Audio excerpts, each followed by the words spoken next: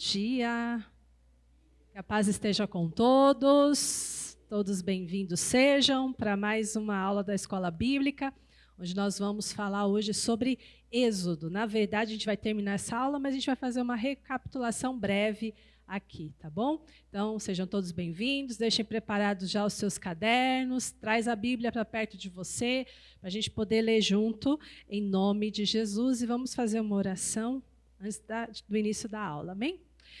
Senhor amado e bendito, muito obrigado, Senhor, pelo privilégio, oportunidade que nós temos de nos reunir na sua presença para aprender da sua palavra. Sabemos que é o teu Espírito Santo que nos ajuda, que é o nosso mestre. Então, Espírito de Deus, usa a minha vida, Senhor, nessa manhã e vai tratando nos nossos corações para que a gente possa aprender essas lições tão profundas e importantes do livro de Êxodo e trazer para a nossa vida nessa manhã, em nome de Jesus. Amém e amém. Glória a Deus. Vamos começar, queridos.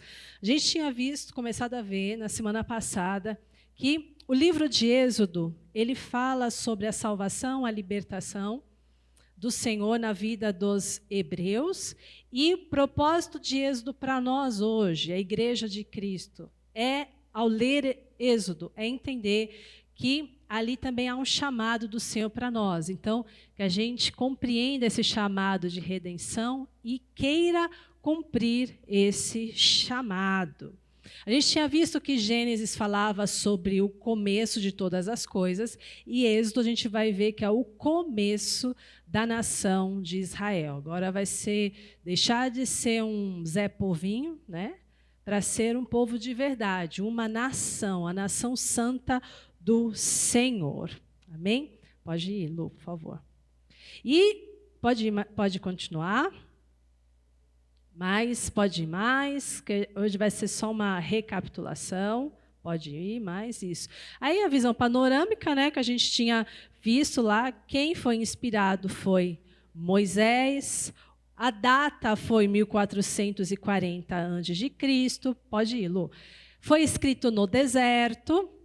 E o versículo-chave de Êxodo 3, é Êxodo 3, 24, que fala exatamente da resposta do Senhor ao clamor daquele povo que já estava mais de 400 anos sendo escravizado. Então, o Senhor ouviu o clamor e interviu, e palavra-chave para Êxodo é salvação. Pode ir para frente, Lu, por favor. A gente tinha visto esse esboço, né? Pode ir para frente. A sentença de Êxodo, o resumo de Êxodo em uma frase.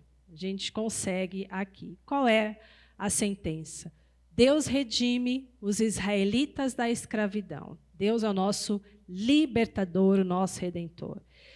Após libertar o povo da escravidão, Deus leva-os para uma vida nova. Nessa vida nova, nessa peregrinação de 40 anos, Deus vai mostrar sua vontade para eles. Então, o que eles devem fazer, agora a maneira que eles devem agir, como eles vão viver essa vida nova de uma forma que agrade o Senhor. E também, Deus vai sempre se mostrando presente no meio deles ali, pela figura do tabernáculo. Era apenas uma figura de que sim, Deus está no meio deles. Pode passar, Lu, por favor. A gente viu também uma breve biografia do Moisés, né, mostrando para nós, né, que ele foi preparado durante 80 anos para agir em 40. Então, a gente sempre se lembra que sim, nós precisamos, todos nós, passarmos por um processo de preparação, um estágio, né? E a gente deve, ao invés de querer evitar esse estágio, porque isso provoca em nós, às vezes, dores, situação desconfortável, mas é necessário para que o propósito de Deus se cumpra na nossa vida. Pode ir, Lu. Pode mais, pode mais. A gente viu uns destaques do livro de Êxodo, que ele é um diário de viagem, afinal, foi a maior de todas as viagens coletivas, né? E mas sempre Deus mostrando ali que estava cuidando deles. Nada faltou para eles durante esses 40 anos, né? E essa viagem ela foi muito produtiva nesse estágio todo. Eles ouviram a lei de Deus, ouviram sobre como deveriam viver, foram guiados em todo o tempo pelo Senhor e protegidos. Pode ir, Lu, por favor. Êxodo para hoje. Deus usou Moisés no deserto para tratar o povo e a gente meditou nessa frase aqui, né? Deus usou trazendo para o povo leis civis, cerimoniais, morais. E isso confronta a nossa carne. E por muitas vezes o povo não gostou do que ouviu, mas vinha da parte de Deus e eles precisavam aprender a lidar com aquilo, né, e praticar. Então, a gente deixou essa pergunta para a nossa reflexão. Deus usou Moisés para tratar aquele povo. E muitas vezes eles não reagiram bem com esse tratamento, se tornaram rebeldes, levantaram conspiração, levantaram calúnia contra Moisés, quiseram levantar seus próprios líderes e até voltar para o Egito. A gente tem que lembrar de tudo isso, né? Então, quem Deus usa hoje, quem é o Moisés na sua vida, que Deus usa para tratar você, para me tratar, né? Para a gente tirar os valores mundanos que estão impregnados, muitas vezes ainda na nossa mente e lá no fundinho do nosso coração. Então, não rejeite esse Moisés, Deus usa, viu? Seus Moisés, hoje, para tratar a gente. Pode ir, Lu, por favor. A gente viu o estilo literário desse livro.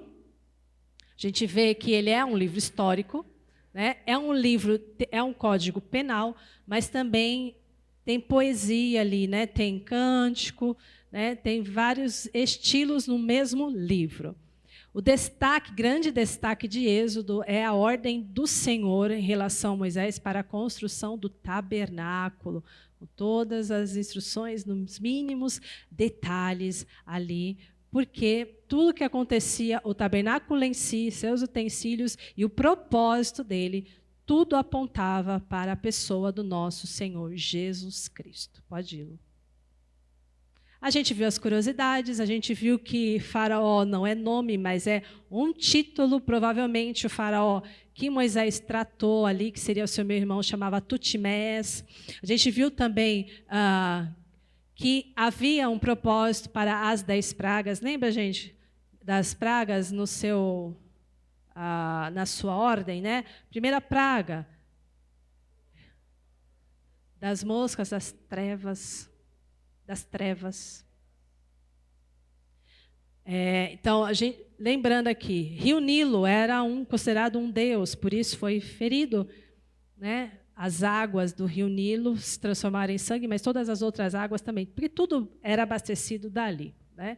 Então, cada praga era Deus mostrando que aquele Deus que os egípcios cultuavam e que muito provavelmente os hebreus também simpatizavam, né? Quem sabe até adoravam, não era um Deus, né? Eram pseudo-deuses.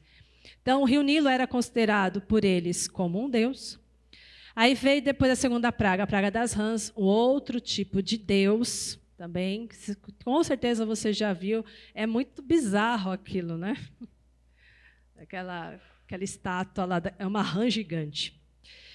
Depois teve a praga da saraiva, né? Aquela tempestade, aqueles granizos lá. Lembra, gente, que alguns anos atrás teve uma chuva de granizo aqui que acabou, né, com o telhado de muita gente aqui em Guarulhos, até carros, né, foram destruídos. Agora, imagina essa praga aqui.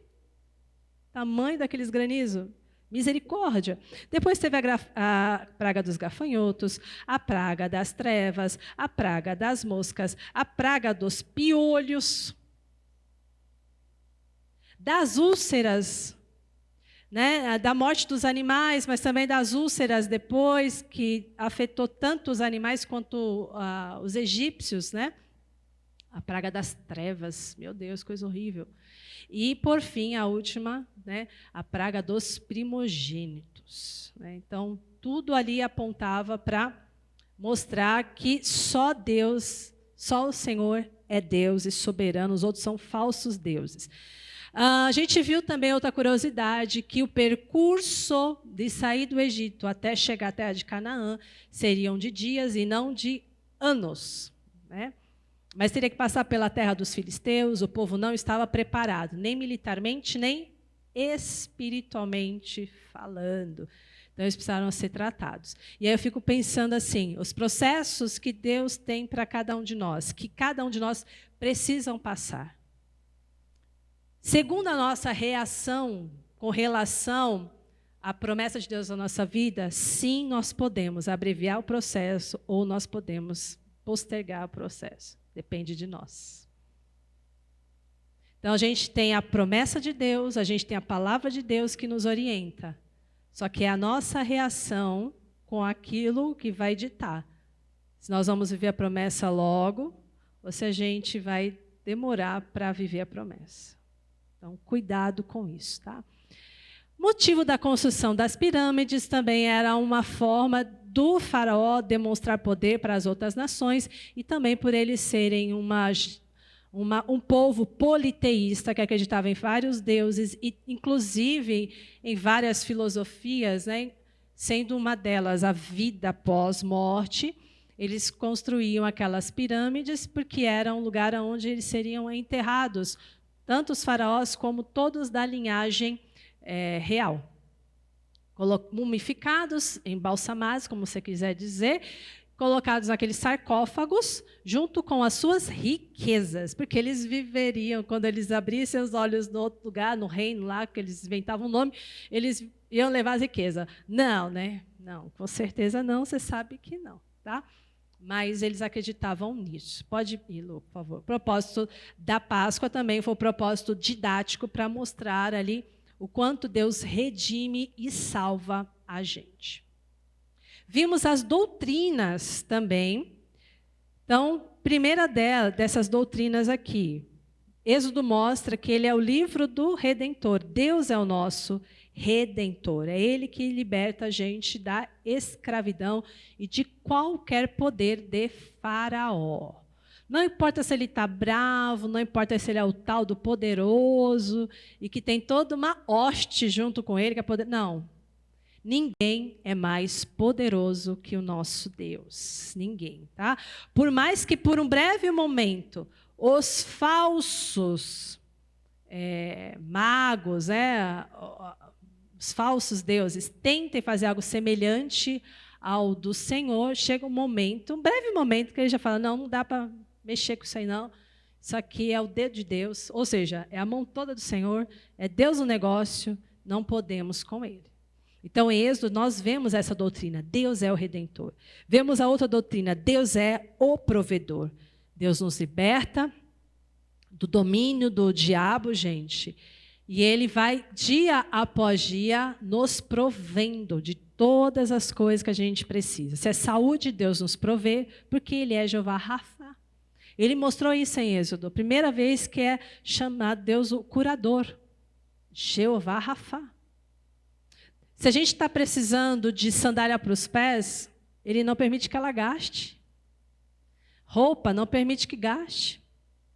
Se é pessoas, amigos, família, ele provê. Ele faz que o solitário habite em família. Ele faz com que todas as nossas necessidades, das mais básicas, é pão, vai ter todo dia. É carne, proteína que você está precisando? Vai ter. Então, nós vemos aqui em Êxodo e temos que entender que essa é uma doutrina, uma verdade para nós. Ele é o nosso provedor. Isso porque ele é gracioso conosco. Ele é bondoso conosco. Amém? A outra doutrina, o Senhor se interessa em se relacionar com o seu povo. Nós vemos aqui, Êxodo pode ser chamado. Bom, a palavra Êxodo é saída. Mas ele pode ser chamado, não é só o livro da saída, o livro da libertação, mas é o livro da aliança. Aqui o Senhor mostra o quanto Ele quer que nós estejamos compromissados com Ele. O quanto Ele quer ser nosso Deus, mas quer que nós sejamos seu povo. Isso é muito bonito. Deus se preocupou em dar a Israel instruções minuciosas sobre a sua vontade, como o povo deveria agir, como o povo deveria viver. Cada lei que ele mostra a gente, não somente em Êxodo 20, mas ele vai continuar falando em Êxodo, vai continuar falando em Levítico. Cada lei que está ali, pensa, não é para o seu bem, não é uma coisa difícil da gente fazer. Não é porque Deus é caprichoso e quer que as coisas sejam feitas só daquele jeito, porque Ele quer. Não. Cada lei que Ele apresenta para nós, cada ordem que Ele apresenta para a gente, sempre vai ser bom para nós. A carne, no momento, não acha aquilo bom, mas o efeito é sempre bom demais, nos protege. Como o pastor estava pregando hoje, quando a gente usa o escudo da fé, quando a gente usa a couraça da justiça, antes de mais nada, nós estamos nos protegendo. Então, isso é muito bom. A gente, ai, que coisa, então, para eu ter sucesso em qualquer batalha, eu nunca posso ir no meu braço, eu nunca posso fazer do meu jeito, eu sempre tenho que usar a armadura de Deus. Sim, para você se proteger. Deus é tão bom que dá todas as ferramentas e as instruções para o nosso proveito, gente. Então, ele vai mostrando isso para que a gente tenha essa aliança verdadeira com ele. Ele se interessa em ter essa aliança conosco, em ter relacionamento com a gente. E a outra doutrina é essa. Jeová é Deus presente. Ô, irmãos, aquela teoria que se fala aí do deísmo, né, que a gente viu lá, que a gente até, tudo bem, até alguém criou a gente, mas deixou a gente a própria sorte, cada um que se vire. Que mentira mais cabeluda é essa? Que mentira terrível. Não, Deus é presente, Jesus é o nosso Emanuel. O tabernáculo é a evidência do Senhor no meio do seu povo. Tabernáculo, a morada, Deus quer morar em nós. Deus quer estar no meio de nós. Deus quer estar em nós. Pode ir, Lu, por favor. Êxodo e o Novo Testamento. Acho que a gente não tinha visto, né, isso, né?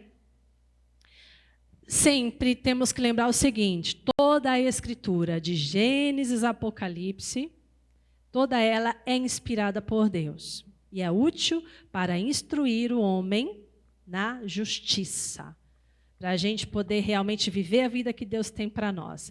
Então, Êxodo e Novo Testamento, palavras de Jesus, têm total concordância. Então, Jesus, época da graça. A gente está vendo aqui, Êxodo, época da lei. Graça anula a lei? Não. Mas Jesus faz com que a lei tenha para nós agora, em Jesus, um sentido um pouco mais amplo e um pouco mais profundo. Então, Jesus não veio revogar a lei. Não precisa cumprir mais nada do que está aí. Em mim, ninguém precisa cumprir mais nada. Olha só o que o próprio Senhor Jesus disse. Palavras dele, em Mateus 5,17. Não penseis que vim destruir a lei e os profetas. Não vim para anular, eu vim para cumprir. Jesus, o que Jesus faz então? Amplia o sentido, o propósito da lei. E ele faz com que a gente consiga aplicar a lei agora à nova aliança. Então lei e graça andam junto? Sim. Pela graça eu consigo compreender melhor a lei e sim, eu consigo aplicá-la. Pode ir, Lu, para frente. Então vamos lá, fazendo as comparações ali. Você lembra, sem olhar para Êxodo 20, como seria a ordem dos mandamentos? Lembra qual foi o primeiro mandamento que Deus deu para Moisés?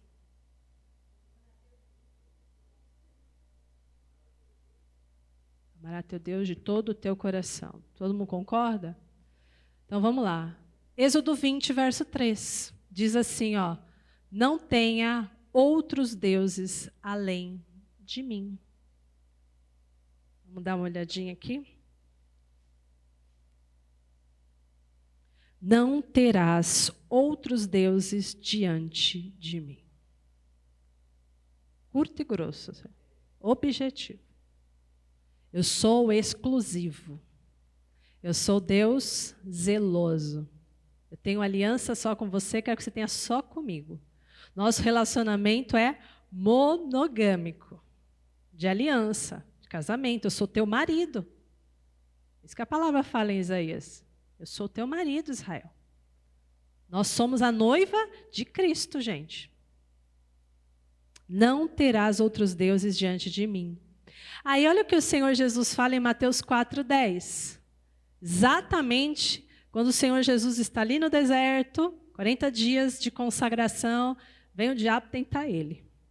Aí olha o que o Senhor Jesus fala para ele: vai de Satanás, porque está escrito, ao Senhor teu Deus adorarás e só a Ele servirás. Eu acho interessante isso que o Senhor Jesus fala para Satanás desse jeito: adorarás o Senhor teu Deus.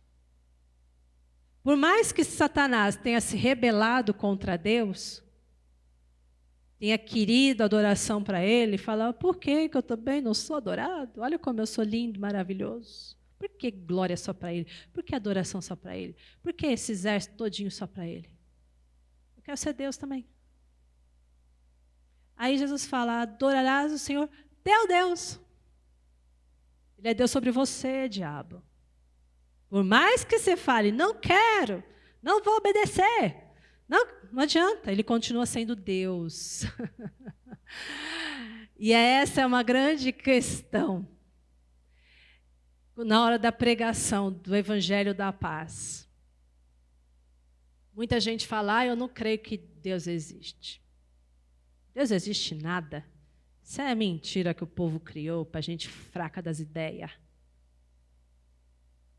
Por mais que as pessoas não creiam, Deus continua sendo Deus e Ele é o único Deus.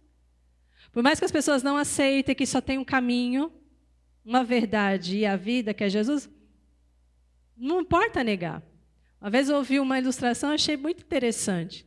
Sabe, as pessoas, tudo bem, vão rejeitando a palavra, vão rejeitando Jesus, não querem mudar de vida. Tem gente que até fala, como aconteceu no carnaval, né? Esses dias as pessoas falando assim: você quer Jesus ou quer inferno? Vocês viram?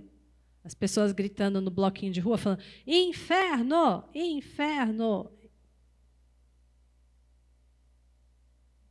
Vai ser muito mais legal lá. Essas pessoas dizem assim que o céu deve ser muito monótono. Então, o inferno, nossa, eu vou poder fazer todo tipo de coisa feia que eu gosto de fazer, beber e tal.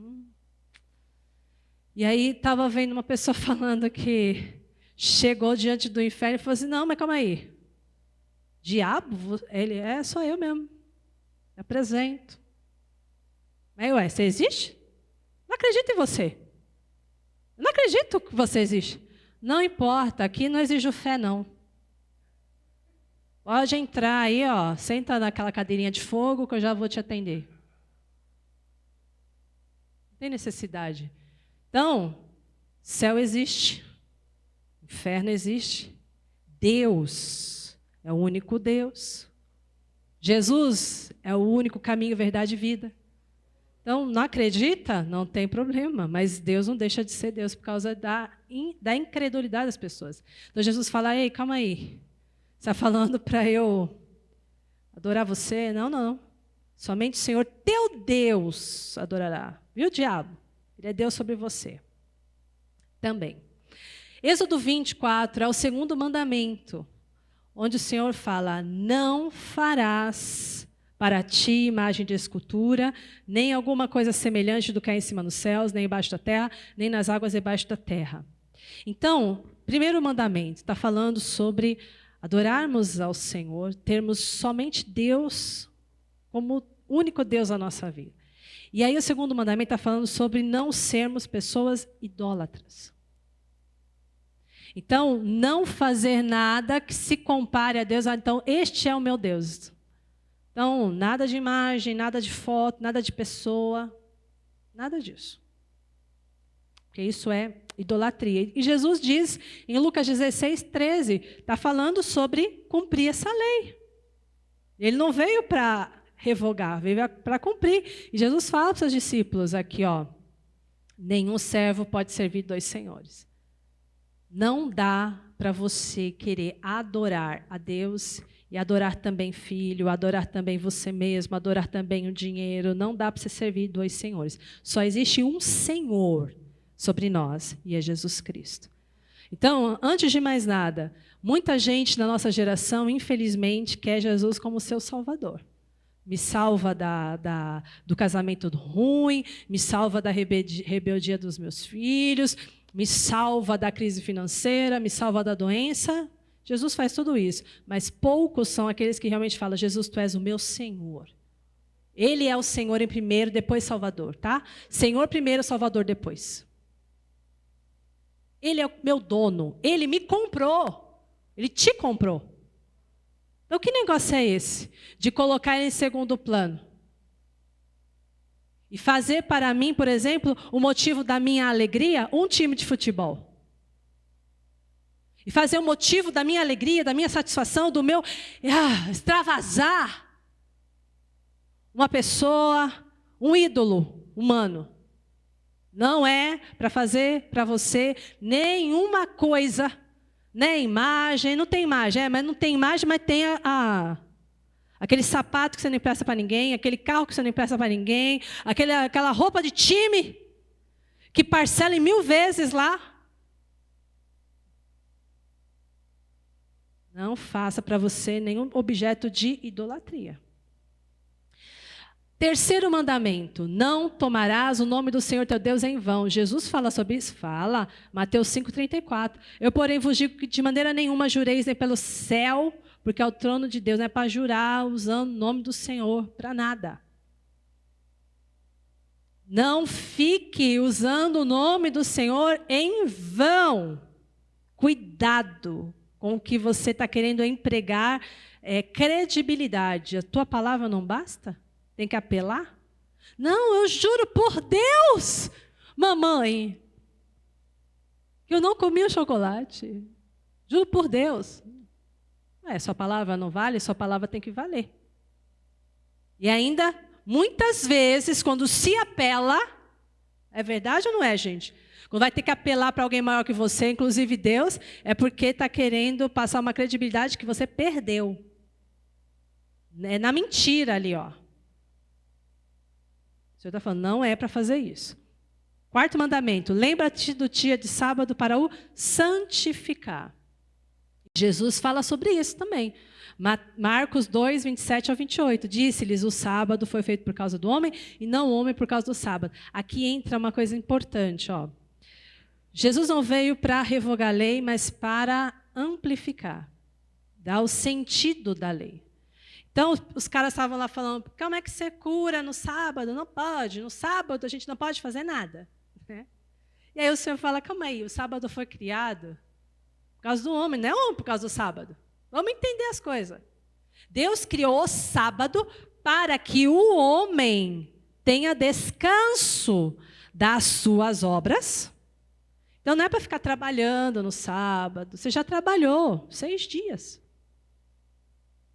Você já fez, você já trabalhou, você já limpou a casa, já arrumou o carro, já foi no médico. Você já cuidou da sua vida por 6 dias.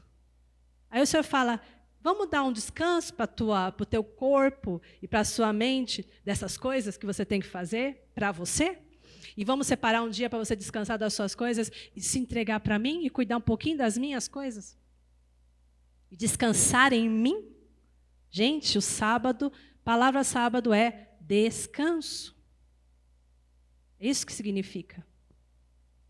Pode falar, Jô.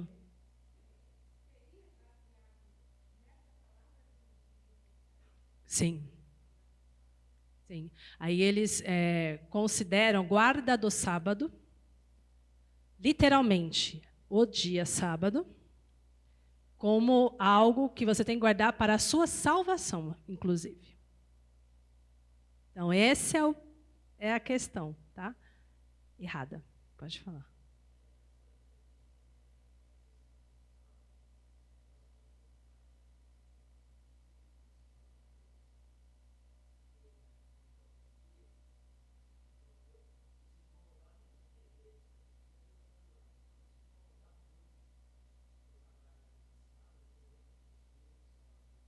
Aham.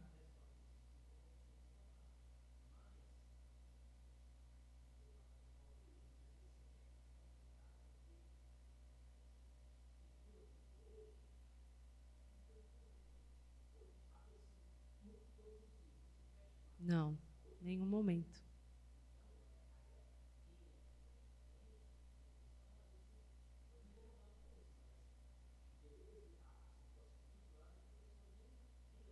É. E aí é interessante, porque quanto mais a gente vai trabalhando, igual São Paulo, né? São Paulo é o estado que a gente fala assim, que não dorme, né? Não dorme. Então, você, se precisa de um restaurante de madrugada, você vai encontrar, né? Se você quer fazer academia de madrugada, você vai encontrar. Então, gente, nesse ritmo frenético de não ter descanso, nem para sua mente, está trabalhando o tempo todo, nem para o seu corpo físico, percebam se com todo esse frenesi, se as pessoas estão mais saudáveis, mais ricas. Nem tão. Não é? É. É.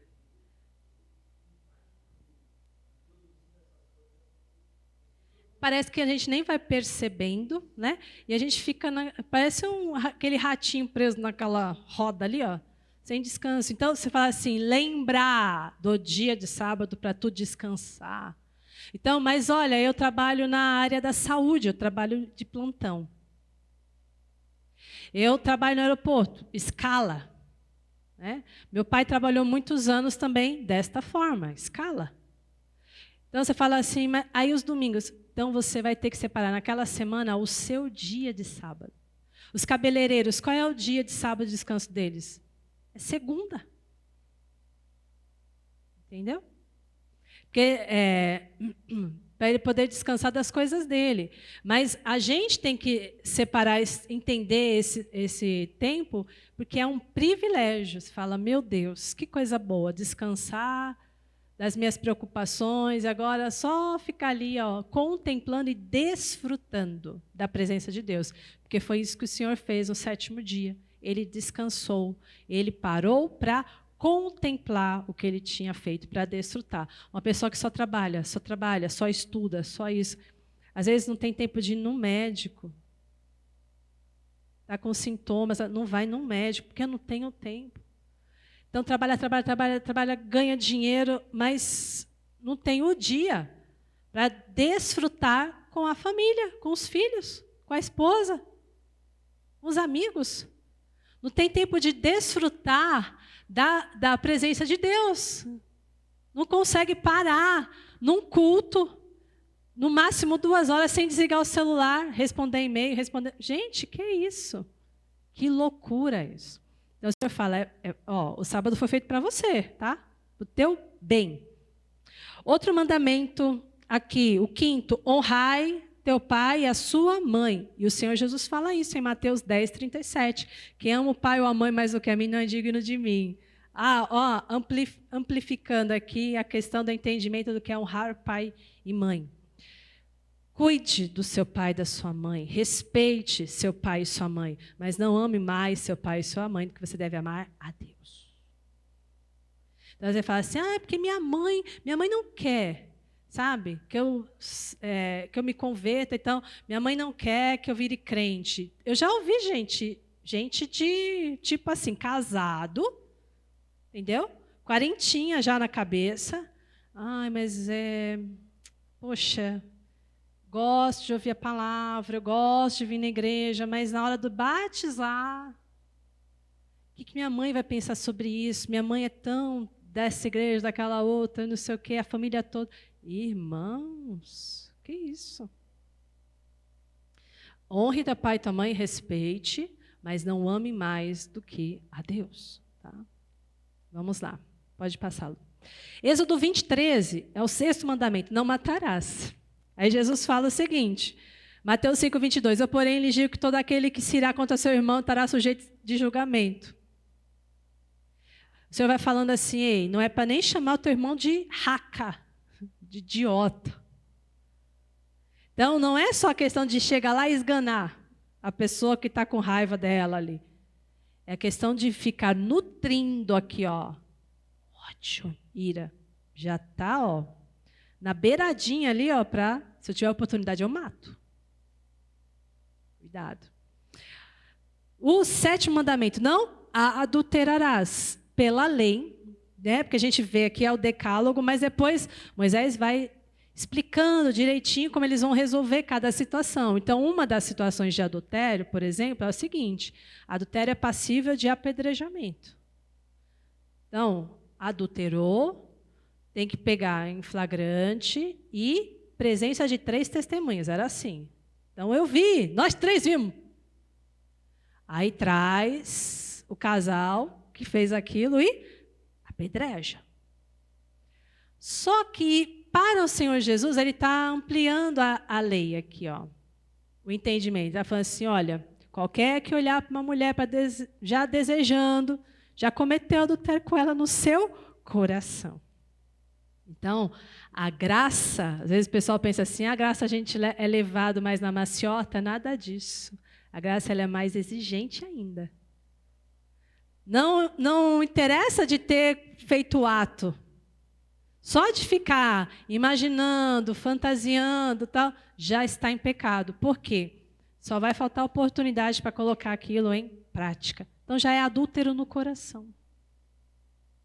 Outro mandamento aqui, queridos, olha, o 8º, não furtarás. E Jesus diz em Mateus 5,40, se alguém quiser processá-lo e tirar-lhe a capa, deixe que também leve.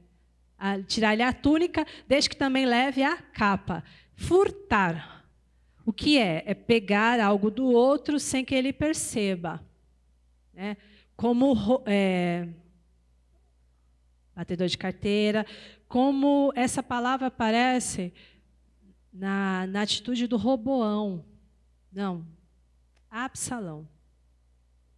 Ele queria furtar o trono do pai dele. Né? Então, ele ficava parado nas entradas da cidade, falando assim, gente, nossa, querido, quem é você? Beijava a mão dos súditos. Falava, você está precisando de ajuda? Sabe, eu quero te ajudar. Porque o rei, né, tem tanta demanda, mas eu posso te ajudar. Fala a sua demanda para mim. E a palavra fala que essa atitude bajuladora dele furtava o coração de muitos. Sorrateiramente, ele estava trazendo as pessoas para ele. Né? Eu penso assim, ele tinha aqueles braços de polvo, braços de Absalão, assim, bajulador, safado. O coração dele, a intenção dele era muito ruim. Né? Então, não, safado sem vergonha. Olha só, não furtarás. Não é só pegar assim o negócio, se a pessoa está vendo e levar embora. É isso aqui, ó. A pessoa está com uma má intenção já para o teu lado. Quer te causar um dano. Quer extrair algo de você que ela não tem direito. Ela não tem direito daquilo. Aí o Senhor fala assim, resolve assim, ó, quer te processar? Para tirar a túnica? Dá logo essa capa também, ó, eu quero ver. A má intenção dessa pessoa. Tá? Como a gente resolve esse tipo de coisa, tá? Vamos lá. Não dirás falso testemunho contra seu próximo. Jesus diz assim em Mateus 12:36. Mas eu lhes digo que no dia do juízo, os homens haverão de dar conta de cada palavrinha fútil que falou. Então, nós não vamos ser assim julgados por Deus. Mas eu nunca dei um falso testemunho. Que isso, misericórdia. Quando eu via lá o pessoal fofocando da igreja, dos irmãos, dos colegas de trabalho, imagina, eu saía de lado, nunca fiquei naquelas rodinhas. Cada palavrinha torpe que a gente disse, que matou o sonho de alguém. Cada palavrinha que a gente liberou só para alfinetar gratuitamente o outro, deixar o outro constrangido. Sabe? Essas palavrinhas todinho aí, nós vamos dar conta diante do Senhor. Então, não é só não dar um falso testemunho, é tomar bastante cuidado. as palavras que saem da nossa boca. E o 10º mandamento: não cobiçarás a casa do teu próximo, não cobiçarás a mulher do teu próximo, nem o servo, nem a serva. Não, vem trabalhar para mim, ele não está te dando valor que você merece. Eu dobro o teu salário, vem trabalhar para mim. Não é para cobiçar o servo dos outros, nem o boi, nem o jumento, nem coisa alguma do teu próximo. Aí Jesus vem e amplia esse sentido aqui para nós. Então Jesus lhes disse em Lucas 12:15, cuidado, fiquem de sobreaviso contra todo tipo de ganância. A vida de um homem não consiste na quantidade dos seus bens. O que é isso? Jesus está falando o quê? Não é para você ter inveja do que o outro tem, do casamento do outro, do cabelo da outra, da altura, sei lá, da família, do trabalho. Para com isso. Isso daí é inveja, esse desgosto de falar por que aquela pessoa tem e eu não tenho. Então isso acontece. Às vezes é mais difícil rir com quem está rindo. Às vezes é mais fácil chorar com quem está chorando. Por quê? Falar assim, ai, que bom, né?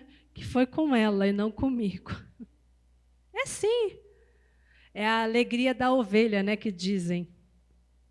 A ovelha fica feliz porque fala, ainda bem que o lobo pegou ela e não eu. Ai, que alívio. É alegria, ela sente uma satisfação. Então é difícil, muitas vezes, cumprir esse mandamento, gente. De chorar com quem chora, mas rir com quem ri, né? Tem gente que vem na sua festa, você está tão feliz, e a pessoa vem com aquela cara fechada, né? Aí você fala assim, por que veio? Por que fica com essa cara fechada? Cumpre o mandamento de rir. Se é um tempo de festa, poxa, faz festa junto, né? Se é tempo de luto, pranteia junto. Mas não fica com essa inveja, esse sentimento ruim. E conclusão, queridos, olha, não é que a gente conseguiu? Êxodo é o livro-chave, então, para a gente compreender bem a história de Israel no Antigo Testamento. Nele estão os registros do início de Israel como nação, estão as instruções políticas, a parte legal e a aliança com Deus. Então, leia Êxodo. Leia com essa vontade de entender e de saber que, sim, Êxodo ensina muito a gente. Como cristão, como deve ser o nosso relacionamento com Deus, como Deus quer ter aliança conosco, como Deus protege, como Deus nos provê, como Deus nos guia, como Deus cuida de nós e como muitas vezes a gente tem sim que passar por um estágio, às vezes de 40 anos. Você fala assim, mas a gente não vai viver 120 como Moisés. Verdade, não vamos. Muito provavelmente nenhum de nós vai viver 120. Mas às vezes um estágio que para Moisés foi 40, né? Quem sabe para a gente é 20. 20 e poucos. Mas vamos, gente, sabe, com coragem, agarrar, sabe, esse jeito de Deus trabalhar. O que Deus faz é perfeito, né?